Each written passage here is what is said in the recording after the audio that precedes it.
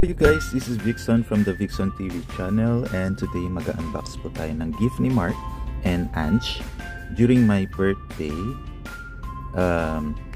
It's from Rituals. Actually, dalawa yung binigay nila. It's for like bath or personal na gamit, and of course yung gusto kong air freshener or car freshener. And meron pong lumilipad na aeroplano sa taas po natin. I'm sorry. Okay, so Rituals, available siya dito sa UAE and other parts of the other countries. Ang branch na nearest sa area ko is Lira City Center. Meron din po silang ibang branches, so just check na lang yung website nila. So ang binigay nila sa akin is this one. This is luxury car air freshener. So dalawang pag bibili ka sa kanila, mas maganda bumili ka ng isang box kasi meron siya nung container and dalawang perfume refills. So ayun, ganito siya. Yung price, check nyo na lang po sa website. Hindi ko na lang po muna sasabihin kung magkano yung price nito. A little bit expensive, pero worth it po siya kasi as in sobrang bango at masarap siya. Masarap! O sa okay siya. So, unbox natin. Thank you, Mark and Ange. So, ayun. Ito siya. Unbox natin. Sorry, medyo madumi yung car. Papakarwash ako. So, sa box, ganito lang siya. Maliit lang siya. Dito yung klase ng perfume. Gaya ng sabi ko kanina, may isang holder and 2 refills. So, kung bibili kayo, mas maganda yung ganito, isang box na. So, isang package lang siya. So, the type ng klase or klase ng perfume na car freshener na to is Arabian, Amber, and Musk. So, yan siya. Okay. So, simple lang yung packaging. Yan. Expiry date. Nakalagay naman dyan, car air freshener holder, 2 refills, diffuser, devolver. Hindi ko alam kung paano pronounce yan. So, yun.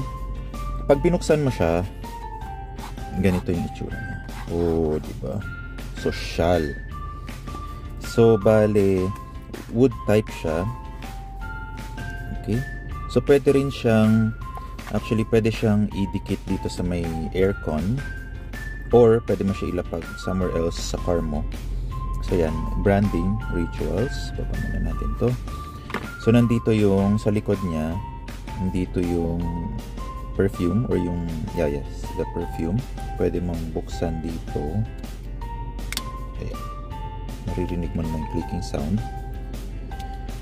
I'm sorry po. So, yun. So, para mag-start siya or magamit mo, ipipeel off mo lang itong part na to. Okay. Then, we'll check on the other laman nito.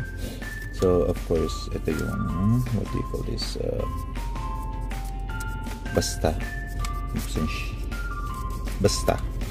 Instruction manuals. Common lang naman siya. So, ayun po, meron naman pong aeroplano na dumaan. So, ignore na lang natin.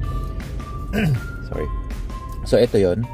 And, sa loob nito, meron pang isang refill. Gaya na sabi ko. Sobrang, dry ng kamay ko. Sorry po. Ayun. Sa loob, meron pa siyang isang refill, which is good. Good talaga siya. And, gaya na sabi ko sa inyo, it's either pwede mo siyang i-stash sa isang area ng car mo. Ito. Or, you can put it on the air vents ng AC mo. Ayan. Pwede mo siya i-connect sa likod. Ayan. Ayan. Tapos, pwede mo siya ilagay sa air vents mo. Pero, I suggest, since dito sa UAE, sobrang init, I don't recommend na ilagay mo siya sa air vent mo. I don't recommend na ilagay mo siya sa air vent mo kasi syempre kung lalo na pag nagpa-park ka sa labas, mainit. So it affects the parang mabilis mag-diffuse yung yung perfume kasi oil based siya or alcohol and oil based. So stash mo na lang siya sa other parts ng car mo na hindi maapektuhan nung direct heat or sunlight. Now, meron din akong ginagamit dito originally na from Bath and Body. Mabango naman siya. Malit din. Not that cheap pero affordable naman. Ang problem ko lang dito is para maging effective siya, for me, kailangan bumili ka ng 2 ganito. Then you have to put it on the air vent. Ayun po, may dumaan po ulit na eroplano. Sana all nagta-travel. Ayun. So, kailangan mo ng 2 ganito para siya gumana, or hindi naman sa hindi siya gumagana. Parang very limited lang yung scent na lumalabas. Then, ayun nga. So, pero pag ang maganda lang dito, pag naiwan mo yung car mo na nakasara for a period of time, tapos pagbukas mo, mabango na siya. Pero yun lang, mawala din siya. Unlike dito, nung may ganito kasi si Mark sa car niya. So, of course, car freshener nga eh. Ayun, meron din kasi siyang ganito.